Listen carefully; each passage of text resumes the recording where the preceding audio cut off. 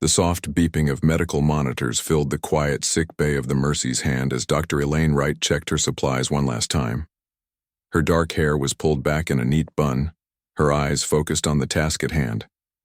As Chief Medical Officer of humanity's most advanced hospital ship, she had treated countless human colonists across 12 star systems, but never once had she encountered a non-human patient.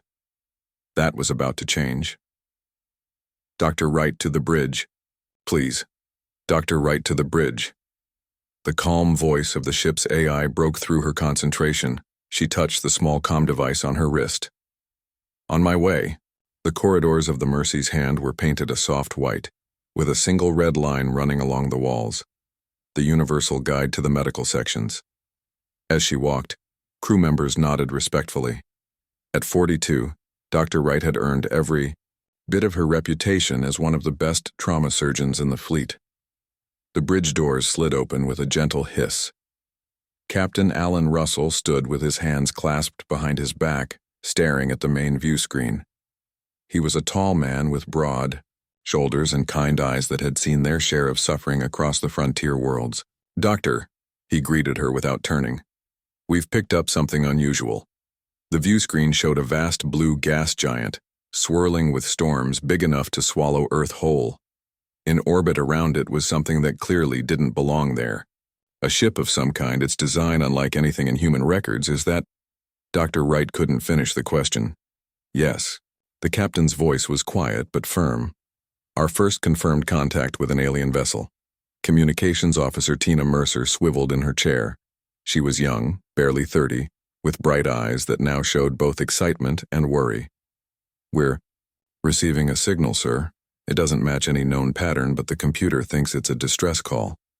"How can it tell?" Dr. Wright asked. "Repetition pattern, increasing urgency markers. It's the same in any language. Someone calling for help sounds different than someone saying hello." Tina adjusted her headset. "The ship appears damaged. Scans show fluctuating power levels." Captain Russell's face grew serious. "Life signs?"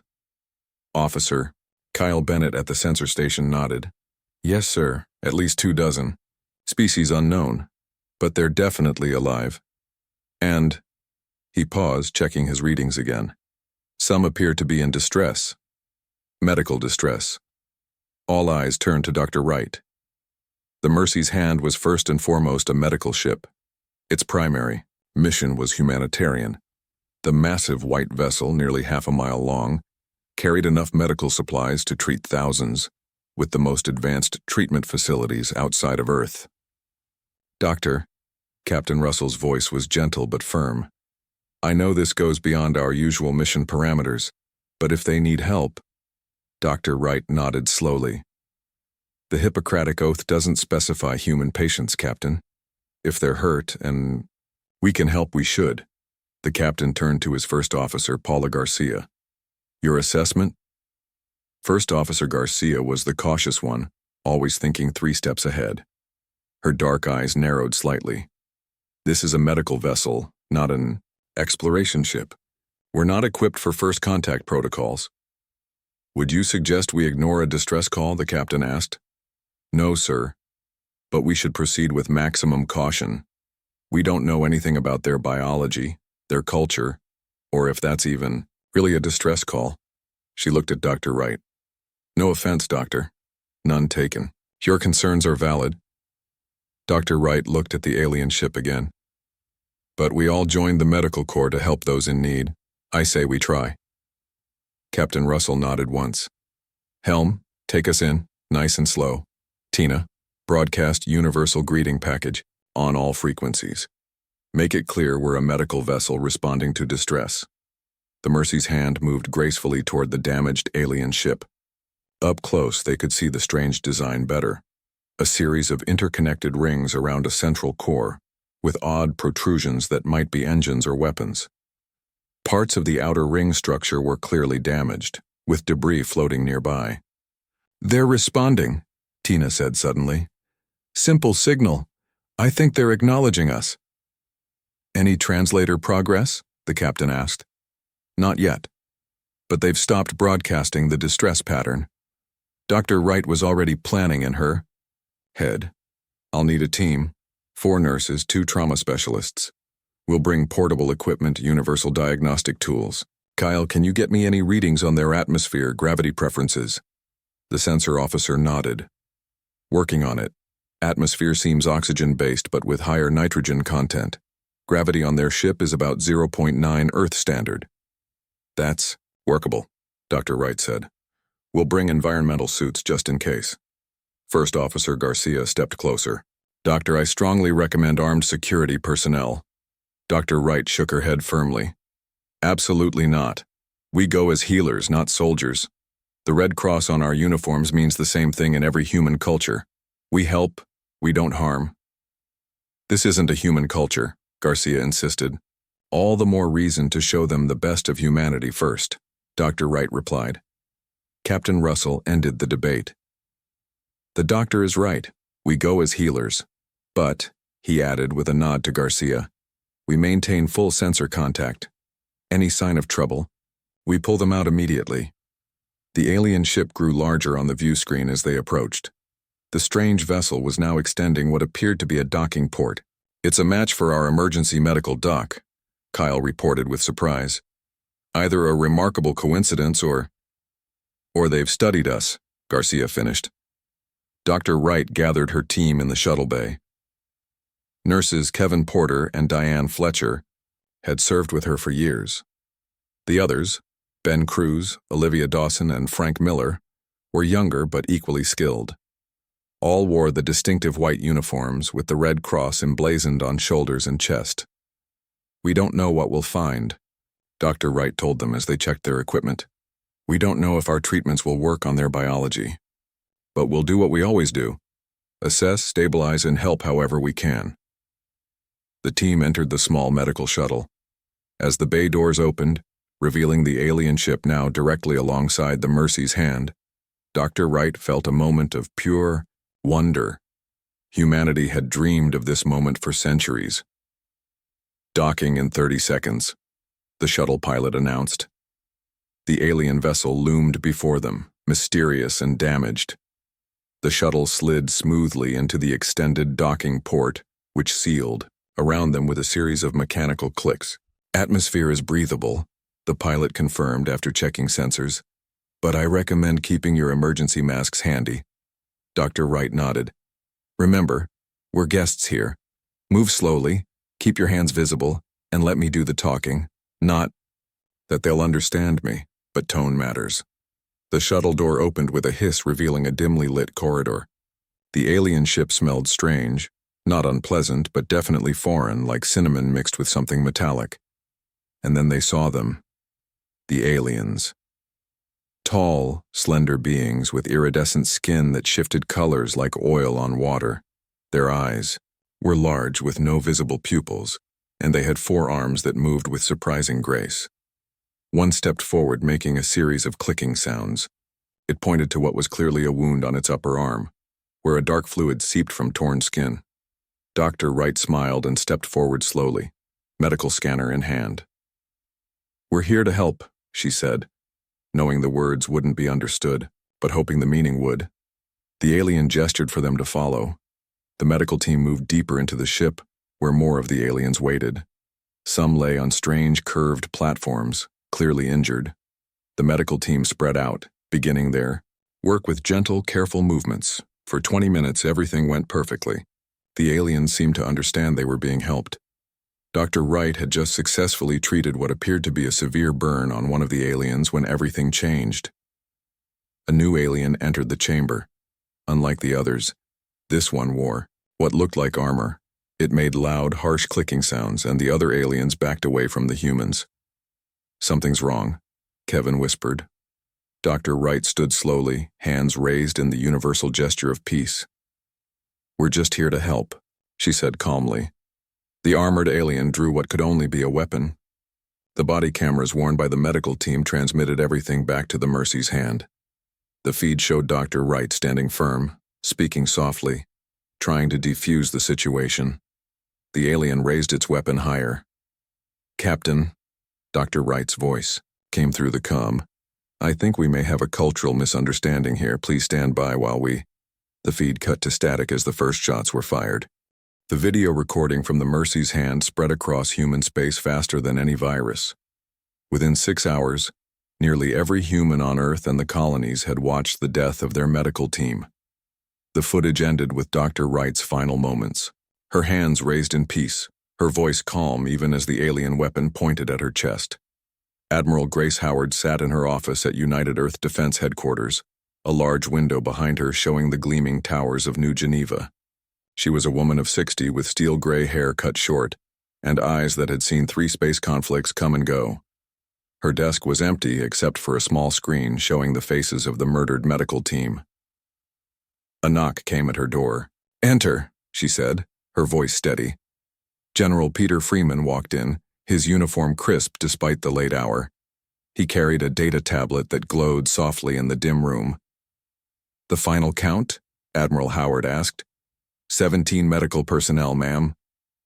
General Freeman's voice was flat, professional. "No survivors." The Admiral nodded once, her face showing no emotion. "And the Mercy's hand?" "Destroyed, ma'am. After killing the medical team, the aliens fired on the ship itself. It broke apart in under 3 minutes. The alien vessel then activated its faster-than-light drive and disappeared." Admiral Howard tapped her finger once on her desk. "Have we identified them?" "Yes, ma'am." Freeman placed the tablet on her desk. "The ship design matches our intelligence on a species called the Zathnar Collective. They control 12 star systems about 30 light-years from where the incident happened." The Admiral studied the information on the tablet. Images showed the Zathnar, tall, thin beings with skin that changed color, much like Earth's cuttlefish. Their technology was clearly advanced, perhaps even more advanced than humanity's in some areas. "What do we know about their culture?" she asked. "Not much," Freeman admitted. "We've observed their ships from a distance for years, but this was our first direct contact. Their social structure seems to be highly ordered. They appear to value hierarchy and have a strong military presence." "Do they know who they attacked?" Admiral Howard's voice was still calm, but a hardness had entered it. "Yes, ma'am, the Mercy's hand broadcast its identity and purpose clearly. The medical uniforms were standard across human space. The Red Cross was visible on all crew members. There is no possibility of confusion." Another knock on the door interrupted them. Commander Lisa Wells entered, carrying her own data tablet. She was younger than the others, barely 40, with a reputation for preferring words to weapons. "Admiral," she said with a quick salute, "I've prepared the diplomatic response options as requested." "Thank you, Commander." Admiral Howard gestured, for her to continue. "We could send a communication to their nearest outpost," Commander Wells suggested. "Demand an explanation, reparations, perhaps even—" "They killed our medics," Admiral Howard said quietly. The room fell silent. Those 4 words carried the weight of a death sentence. "Ma'am?" Commander Wells asked. "They killed unarmed medical personnel responding to a distress call." The Admiral stood slowly, her height impressive even without her natural authority. "Do you understand what this means, Commander?" "I understand it's a tragedy, ma'am, but diplomacy—" "No." Admiral Howard's voice cut through the room like a blade. "This isn't about diplomacy anymore. The Zathnar have made a fundamental error in judgment. They believed we are weak because we value compassion." She walked to the window, looking out, at the city lights. Millions of humans lived their lives below, unaware that their species had just experienced its first alien massacre. "Throughout human history," Admiral Howard continued, "we have had one sacred rule that transcended all cultures, all languages, all boundaries. We protect our healers. From ancient battlefields to modern war zones, attacking medical personnel has always been considered the gravest of crimes." She turned back to face them. "The Zathnar need to learn this lesson. They need to understand exactly what they've done." General Freeman stood straighter. "What are your orders, ma'am?" "Activate the Third Fleet." Her voice was iron. "I want every combat-ready vessel deployed within 24 hours. "The entire Third Fleet?" Freeman asked, his eyebrows rising slightly.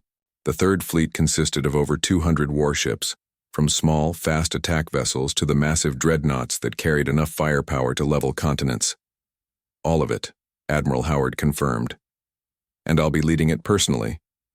Commander Wells stepped forward. Admiral, with all due respect, the Third Fleet is designed for full-scale war. To deploy it as a first response, this isn't our first response, Admiral Howard interrupted. Our first response was to send healers. This is our second response. General Light, Freeman nodded slowly. The Zathnar outpost at Proxima Centauri is their closest position to us. We could start there and— No. Admiral Howard's voice was final. Not their outposts, not their colonies. We go directly to their core systems. Both officers stared at her in shock. Ma'am, Wells ventured.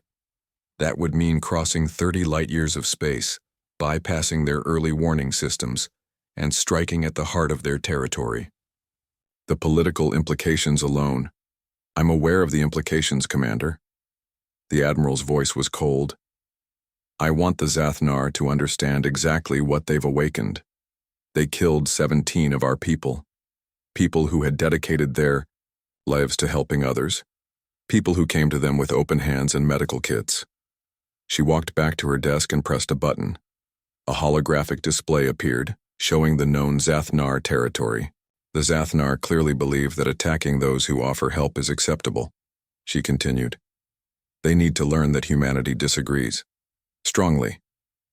Ma'am, Freeman said carefully. What message should we send to the Zathnar before engagement? A warning? Terms of surrender? Admiral Howard looked at the faces of the dead medical team on her screen one more time before switching it off. The only message they need is the one we're about to deliver, she said. As Freeman and Wells left her office, Admiral Howard turned again to the window. Below, in the central plaza of New Geneva, a massive crowd had gathered. Thousands of humans stood in silence, holding lights that glowed white and red, the colors of the medical corps. The vigil was being repeated in every human city across a dozen worlds. On her desk, the communication system chimed. It was the President of the United Earth Government.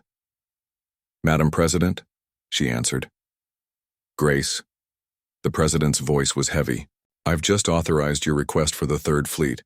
The Senate vote was unanimous. Thank you, Madam President. Grace, the President hesitated. I need to know, is this the right course? Admiral Howard watched the sea of lights below, each representing a human mourning the loss of people they'd never met but whose purpose they understood deeply. Madam President, humanity has explored space for over a century. We've established colonies, built trade routes, and extended the hand of peace to the stars. But today we learned something important. She paused, watching as the crowd below seemed to grow by the minute. We learned that the galaxy needs to understand what the Red Cross means to us. What happens when you hurt those who come to heal? And what does happen, Grace? The President asked softly. Admiral Howard's reflection in the window looked back at her, resolute and certain. Death comes swiftly. The human Third Fleet emerged from faster-than-light travel at the edge of the first Zathnar star system. 217 warships, from small, fast attack craft to enormous dreadnoughts, appeared in perfect formation. Their hulls were dark gray and black, a stark contrast to the white medical ships the Zathnar had destroyed. At the center of the fleet, the massive dreadnought Retribution served as the command vessel. Its size alone was intimidating, over 2 miles long, bristling with weapon systems that could reduce a city to ash in minutes. On the bridge, Fleet Commander Edward Grant stood before the main tactical display. He was a tall man with a shaved head and 20 years of combat experience. The blue light from the display highlighted the scars on his face, reminders of battles fought and won. All ships report ready, Admiral, he said, turning to face Admiral Howard. Admiral Howard, who had taken personal command of the operation, nodded. Her gray uniform was simple but impeccable. Proceed as planned, Commander. Grant touched his communication device. All vessels, this is Fleet Command. Operation Red Cross is now active. Proceed to assigned targets. Rules of engagement are in effect. Military targets only. The ships of the Third Fleet began to move with precision that seemed impossible for vessels of their size. They split into smaller groups, each heading toward predetermined destinations across the Zathnar system. First contact with Zathnar Defense Forces in 3 minutes, announced the sensor officer, a young woman named Jackie Voss. Admiral Howard walked to the front of the bridge, hands clasped behind her back. Put it on screen. The main display showed a group of Zathnar vessels moving to intercept the human fleet. They were elegant ships with curved organic designs that seemed to flow rather than stand rigid. Their weapons were already charged, glowing a sickly green along their hulls. "They're hailing us," Communications Officer Dale Warren reported. "Ignore it," Admiral Howard said calmly. They had their chance to talk. The Zathnar ships fired first. Green energy beams streaked across space toward the human vessels. "Defensive measures," Commander Grant ordered without raising his voice. The human ships didn't attempt to dodge. Instead, previously invisible shield systems flared to life, absorbing or deflecting the alien weapons fire. Not a single human vessel was damaged. "Return fire," Admiral Howard said. "Designated targets only." What followed was not merely war, it was a surgical demonstration of humanity's martial prowess. The Zathnar, confident after their easy victory over an unarmed medical vessel, were unprepared for the fury they had awakened. Human ships moved with precision that belied their size. Their weapons were devastatingly accurate, targeting military installations with pinpoint strikes while completely avoiding civilian centers. Within minutes, the first wave of Zathnar defenders had been neutralized. "Status report," Admiral Howard requested. "No casualties on our side," Commander Grant replied. "Zathnar orbital defenses at 70% and falling. Their main military base on the planet's moon has been neutralized." On the tactical display, the second wave of Zathnar ships was approaching, nearly 3 times the number of the first wave. "They've called for reinforcements from their inner planets," Officer Voss reported. "Approximately 8 minutes until they arrive." Admiral Howard nodded. "Plenty of time. Deploy the ground forces." From the bellies of 30 human ships, drop pods launched toward the planet's surface. Each contained a squad of soldiers in powered armor.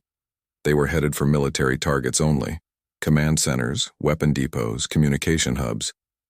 Colonel Samantha Reeves led the ground assault. She was a small woman of 40 with short blonde hair and brown eyes that missed nothing. Her tactical brilliance had earned her the nickname "the Surgeon" among her troops: precise, efficient, and unerring. As her drop pod streaked through the atmosphere of the alien world, she addressed her soldiers through the communication system. "Remember your training and your targets," she said, her voice steady despite the violent shaking of the pod. "We are not here for revenge. We are here to neutralize their military capacity. No civilian casualties, I repeat, no civilian casualties." The pods landed with thunderous impacts across the main continent of the Zathnar world. Colonel Reeves was the first out, her powered armor allowing her to move with incredible speed despite its bulk. The armor was a dark blue, almost black, with a small red cross painted on the shoulder, a reminder of why they fought. The Zathnar defenders were unprepared for the efficiency of the human assault. Their weapons, while advanced, seemed to have little effect on the human armor. In contrast, the human weapons cut through Zathnar defenses with ease. Colonel Reeves led her squad toward the main military command center, a tall, spiral building, in the center of what appeared to be the capital city. They moved past alien civilians who fled in terror or froze in shock. "Hold position," Reeves ordered as they reached the central plaza. Civilians in the area. Her soldiers formed a perimeter, their weapons pointed outward but not firing. Reeves switched her armor's external speakers to maximum. "We are targeting military installations only." Her voice boomed in the alien language, translated by the advanced AI in her suit. "Civilians should evacuate the area immediately." The Zathnar civilians looked at each other in confusion. This was not what they had expected from the humans. Their leaders had told them the humans would be merciless, would seek vengeance for their killed medical team. Once the civilians had cleared the area, Reeves led her team into the command center. The Zathnar military leaders were waiting, weapons ready, but they were no match for the human assault team. Within 10 minutes, the entire command structure of the planet had been captured, not killed. In orbit, the space battle continued with the same one-sided efficiency. Admiral Howard watched as the tactical display updated in real time. The second planet in the system is sending a surrender signal, Communications Officer Warren reported. Admiral Howard's expression didn't change. Acknowledge their surrender. Inform them that all military installations are to be evacuated immediately. We will verify compliance before accepting their terms. Admiral, Commander Grant said quietly, they're trying to open communications again. They're begging to know our demands. No response, Howard replied. They already know why we're here. By the end of the first day, 3 Zathnar planets had surrendered without the humans firing a single shot at them. The message was spreading, faster than the fleet itself. Resistance was futile. The most chilling aspect of the human assault was the silence. No demands were issued, no terms offered. When Zathnar representatives attempted to open communications, they received only a single response, a looped recording of the attack on the medical team, followed by the words, "You hurt our medics." Within 3 days, 2 entire Zathnar star systems had surrendered. Their defense fleet, scattered and broken, retreated to their homeworld, 7 planets away. On the bridge of the Retribution, Admiral Howard reviewed the casualty reports. Human losses were minimal. 12 soldiers injured, only 3 seriously. In contrast, the Zathnar military had been decimated, though civilian casualties were almost non-existent.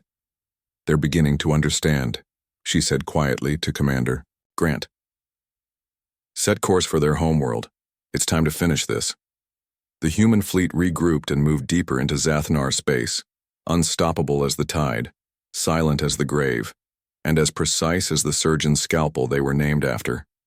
Death, indeed, was coming swiftly. The Zathnar homeworld hung in space like a blue-green jewel. 3 moons orbited the planet, each hosting massive defense platforms. A fleet of warships formed a protective ring around the planet, the last defense of a civilization that had never expected to face such an enemy. In the Grand Hall of the High Conclave, the 7 ruling members of the Zathnar Collective gathered in emergency session. Their skin shifted between dark blues and grays, colors of fear and uncertainty in their species. The humans have taken 6 of our worlds in 12 days, said Elder Vexna, the oldest member of the conclave. His skin had settled into a deep indigo of despair. No species has ever moved through our defenses with such efficiency. They are demons, hissed Council Member Trazul. They do not respond to our communications. They do not accept our offers of peace. They simply destroy our military and move on. Not demons, corrected Elder Mithra, the only female on the EO. Council. Worse. They are methodical, precise. They have not harmed a single civilian, not destroyed a single cultural site. This is not random violence. This is calculated punishment. The central display showed the approaching human fleet. 200 ships moving in perfect formation, now just hours away from reaching the homeworld. Perhaps if we explained, suggested Council Member Kelvor, the youngest of the 7. The attack on their medical vessel was not authorized. Commander Sithrak acted without orders. He believed the humans were attempting a trick using medical personnel as cover for spies. It does not matter now, Elder Vexna said quietly. The humans clearly hold their healers as sacred. We violated something fundamental to their culture, and now they come to teach us the cost. On the main display, the first of the human vessels appeared at the edge of the system.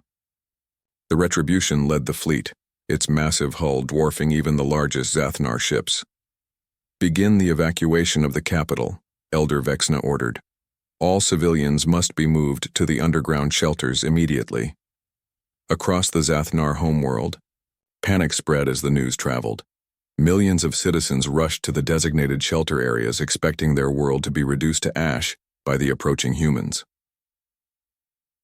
Aboard the Retribution, Admiral Howard stood at the center of the bridge. The main view screen showed the Zathnar homeworld growing larger as they approached. Scans revealed frantic activity on the planet, massive population movements, energy spikes as defense systems activated. They're evacuating their cities, reported Sensor Officer Jackie Voss. Moving their people underground.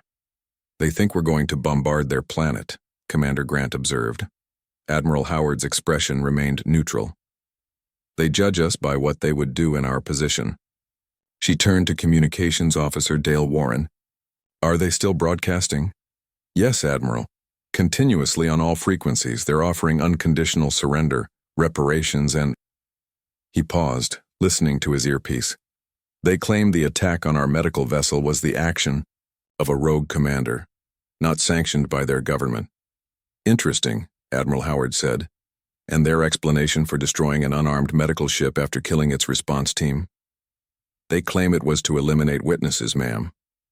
The Admiral's expression didn't change, but something cold entered her eyes, so they understood enough about us to know they should hide their actions. This wasn't a cultural misunderstanding. They knew exactly what they were doing.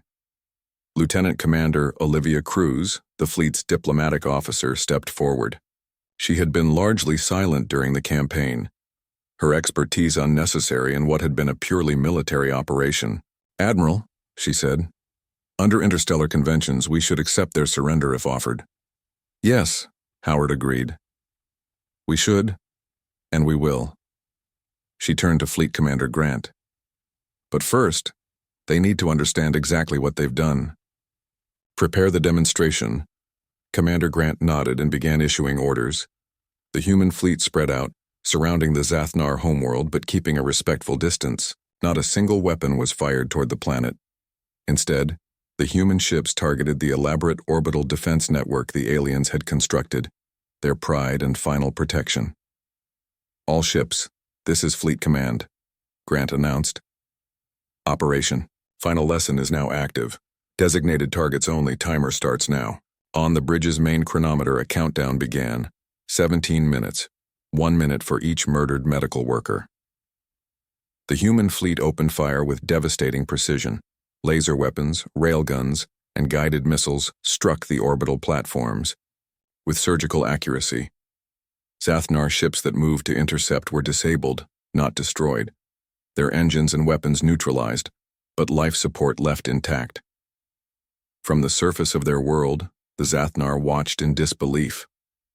The humans were not attacking their cities, their people, or even their military bases on the planet. Instead, they were systematically dismantling every weapon that could threaten them from orbit. 9 minutes remaining, announced the bridge. Chronometer. Half of the Zathnar orbital defenses were now drifting useless debris. Their remaining ships had stopped fighting, floating powerless but intact. In the high conclave chamber, the 7 leaders watched in stunned silence. They could destroy us completely, whispered Elder Mithra. Yet they target only our weapons.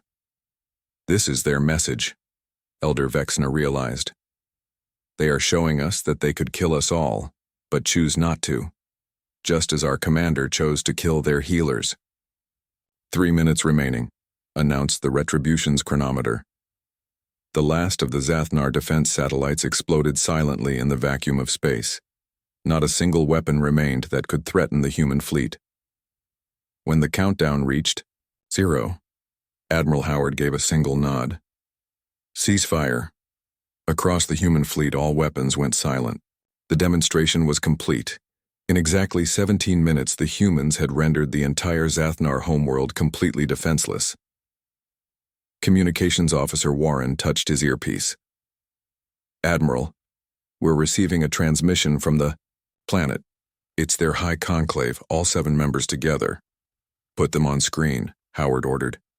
The main view screen changed to show the 7 alien leaders. Their skin had turned a pale blue-white, a color humans would later learn indicated complete submission in Zathnar culture. People of Earth, Elder Vexna spoke in halting English. We surrender unconditionally to your forces. We accept whatever punishment you deem appropriate for our crime against your healers.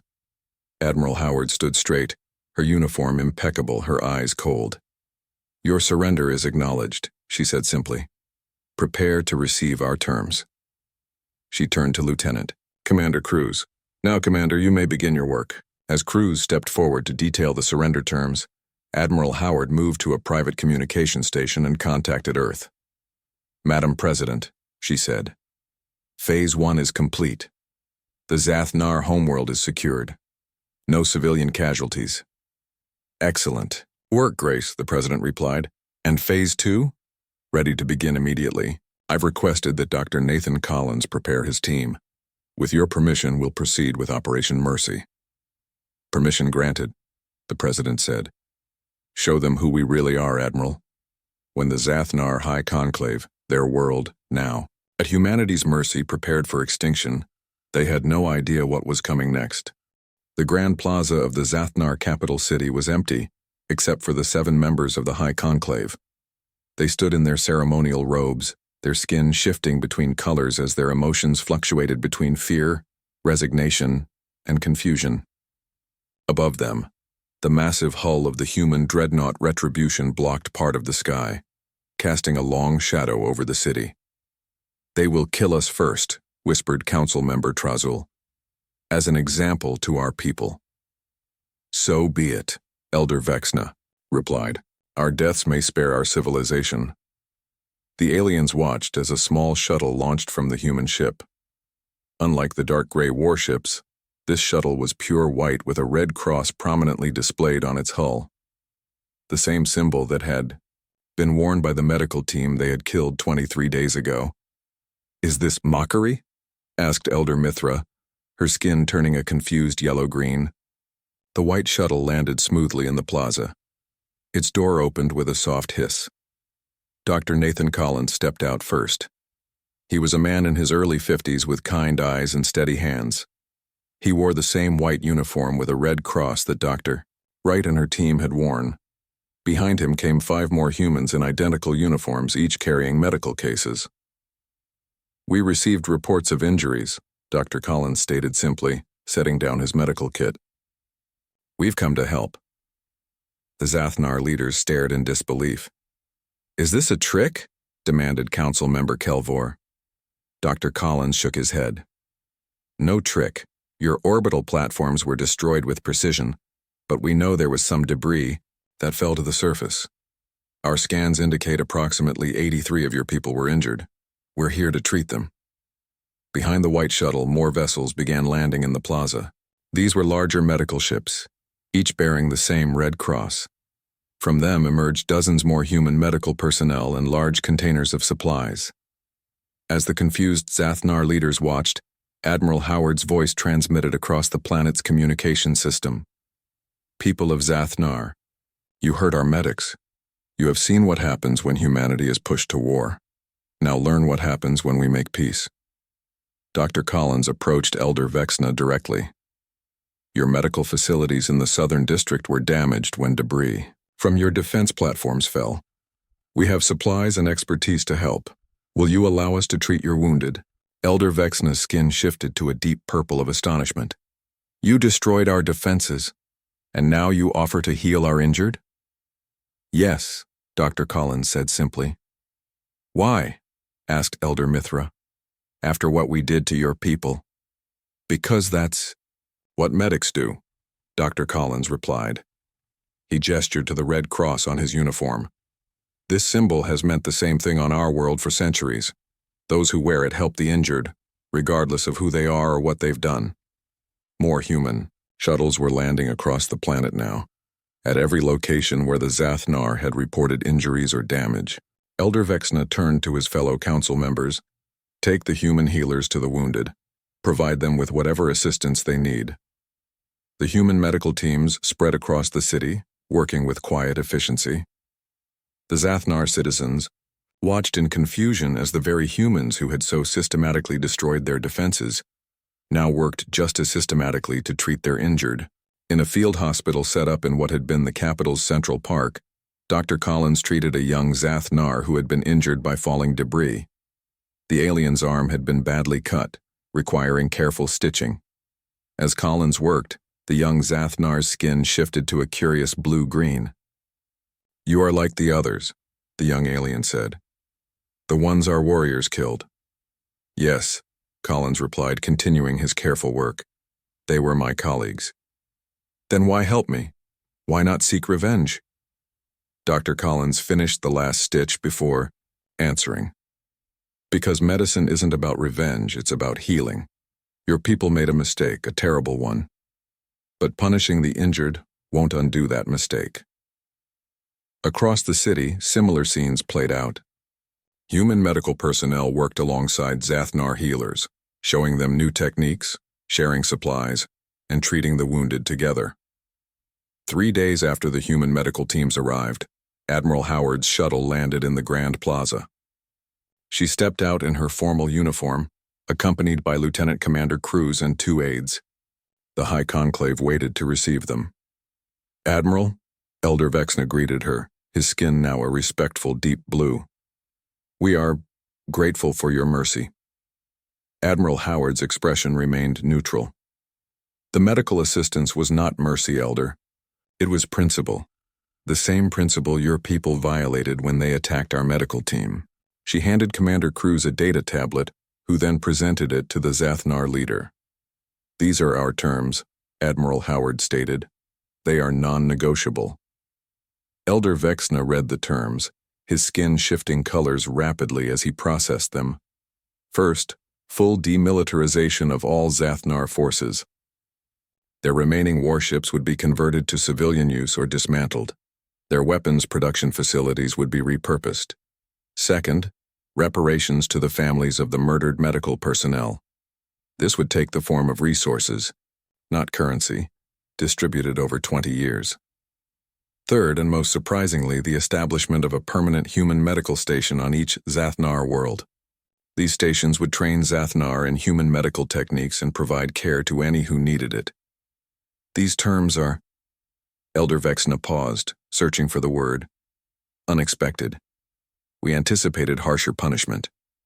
The purpose of punishment should be to prevent future harm, Admiral Howard replied. We believe these terms will accomplish that goal. The Zathnar Collective will no longer pose a military threat to anyone, and you will have daily reminders of the principle your people violated. Elder Vexna bowed deeply. We accept your terms, Admiral, and we offer our sincere regret for the actions taken against your medical personnel. Your regret is noted, Admiral Howard said, but it is your future actions that will determine the true value of that regret. Later that day, as Dr. Collins prepared to treat his final patients before returning to the Retribution, Elder Mithra approached him. Doctor, she said, her skin a curious shade of green-blue, I still do not understand. When we killed your healers, your people had every right to destroy us completely. Why didn't you? Dr. Collins looked at the red cross on his sleeve before answering. In our history, there was a time when we fought terrible wars against ourselves. Millions died. During the worst of these conflicts, we established rules, principles that would remain sacred even in our darkest hours. One of the most important was the protection of medical personnel. He packed his medical kit carefully as he continued. When your people attacked our medics, humanity united in a way we rarely do. But not just for vengeance, for reaffirmation. The Red Cross means something to us. Today we're making sure it means something to you too. Across the Zathnar homeworld, human medical teams continued their work, and on 1,000 alien worlds beyond, the news spread quickly. When a white ship bearing a red cross appeared, you welcomed it with gratitude and respect. Because humans protected what they valued most, their compassion, with unmatched ferocity. And somehow the mercy they showed after their victory proved more terrifying than the vengeance that preceded it.